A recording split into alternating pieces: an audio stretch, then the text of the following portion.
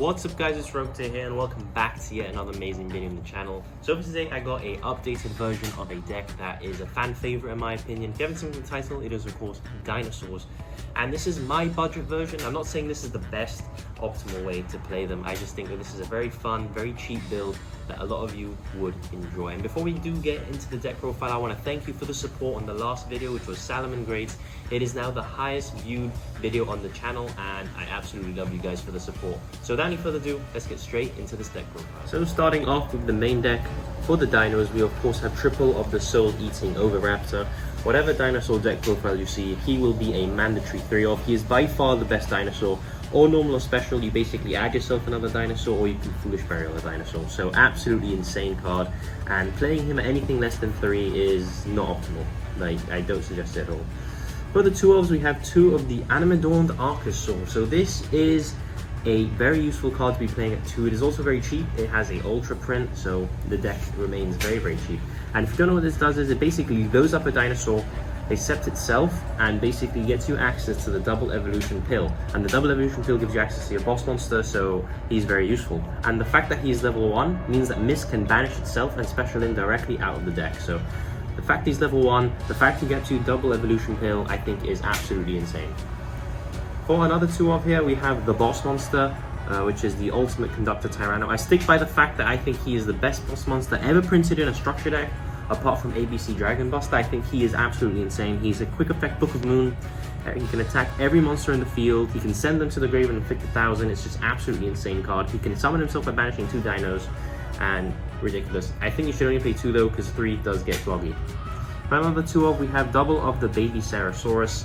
Basically just summons level 4s or lowers from the deck to the field, and your soul-eating Oviraptor, your Animadorned Archosaur, they're all level 4 or lower, and he's very, very useful in that regard. He's not once per turn either, so you can loop him quite easily and get a lot of summons onto the board. For the 1-offs, we have the one Dino Wrestler Pancratops. Yes, he is a dinosaur. A lot of people just don't know that, and the fact that he is really, really good going first or second, because you can summon him directly from the deck and he has a quick effect pop, and going second he just helps you break the board. So for another 1-off, we have Miscellaneousaurus. If you haven't read Misc, I suggest you do. This card basically just says no to any hand trap in the game. It just says no. Your dinosaurs are unaffected for that main phase, and it can banish itself from the grave to summon a dinosaur equal to the number of dinosaurs it banished. So really, really useful. It's at 1. If it's ever at 2 or 3, you immediately play it because the card is just amazing. For another 1-off, another baby, we have Petit Pteranodon. The same as the Baby Ceratosaurus, just level 4s or higher. They can't attack that turn, but usually you're going to be summoning Pancratops anyway and then just blowing up something, so that's why we're playing 1 of him. And for the last dinosaur, we have actually 1 Giant Rex.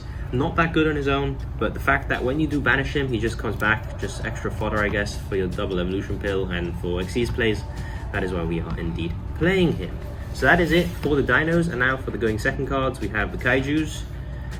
This is the dinosaur kaiju. I just couldn't find my copy. I'm currently moving house, so I do apologize, but this is the dinosaur one because you can search it. Just 4 kaijus, and then you play the win one, of course, for the barrier statue. We have the hand traps. We have triple Baylor. I don't know if you guys saw, but Sword Soul is currently everywhere, and this is an insane hand trap against them. We have double Ash, double Bell, and then the 1 token collector. So the Ash is basically just to hit branded, so is the Ghost Bell, and the Token Collector is really good against Sword Soul, but also gets your combos going. We are playing the Lost World. It does summon a token. You summon Token Collector, protect your token, and then get your plays going that way. So that is why we're playing the hand traps that we're playing, and Effect Veiler isn't once per turn, so that is why it's the only one that we're playing at 3. Moving on to the spells, we have triple of the Lost World. Just a really insane field spell. As long as there's a token on board, your opponent cannot target any monster you control with card effects, so really nice. Gives an attack reduction boost, and if a token were to be outed, for example with your own Token Collector, you can destroy a dinosaur from the deck instead to protect it. So really cool, and that triggers all the babies. We have triple of the Fossil Dig. I do apologize for the proxy, I just can't find the other common, but basically just a rota for any level 6 or lower dinosaur, not once per turn, so we're playing 3. We have triple of the Pot of Extravagance. I feel like this card is still absolutely insane, especially now that it's a common, really affordable, finally, after years of this card being absolutely insane in price. If you don't know what this card does, it's just draw 2 by banishing 6 from your extra deck, which you don't really use that much, so basically just triple Pot of Greed. We have triple of the Interrupted Kaiju Slumber. This helps break break boards going second, and basically forces the opponent to use the Ash or a negate or something. So it's really, really nice. And then of course if it resolves, everything gets blown up, every monster, and you summon 2 Kaijus. So really cool. We have of course the double evolution pill, which I mentioned before. Helps you get access to your big dinos, usually Ultimate Conductor Tyranno, and just helps you push for game. We have double of the Forbidden Chalice, just really cool tech card going second, helps trade those 1-for-1s. If you aren't protected by Mist, you can be a bit vulnerable, so I think Forbidden Chalice helps. And then of course we have the one called by the Grave. Again, just say no to hand traps and anything else. Really good against Branded in red. They activate Branded in red, chain call by, banish the target, and then they won't be fusion summoning anymore. So that's it for the main deck. We'll be now moving on to the extra deck. We of course have Access Code Talker. This is probably the most expensive card of the deck. If you can't afford him, just play Brawl Sword Dragon. Not that much of a difference, just he's easier to make and better OTKs. We have the Nightmare Unicorn, just to spin stuff back. We have the IP Masquerena. You can end on her a lot of times and then have a shuffle on your opponent's turn when you summon the Unicorn. We have the Nightmare Phoenix, of course, just out the back rows. We actually have Dark, the Dark Charmer. Your Solita is a Dark, and you can take DPs and stuff like that, so really nice. We have double of the Secure Gardener and the Link Karibo package. This can't be Anima. This needs to be a Cyberse monster that it takes.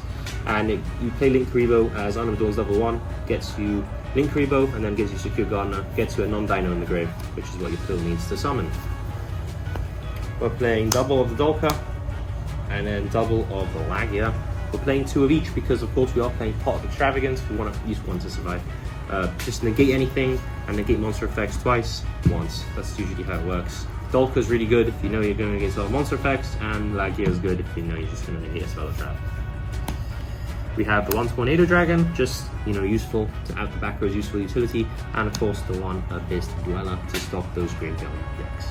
So that is the end of the deck profile, guys. I hope you guys did enjoy my take on a very, very budget deck, in my opinion, that still can compete. I feel a lot of people sleep on dinos, and it's a deck that if you sleep on it, you will get absolutely demolished. And really, really cool deck. Thank you so much again for the support on the last video. If you are new, make sure you do stick around. Please subscribe.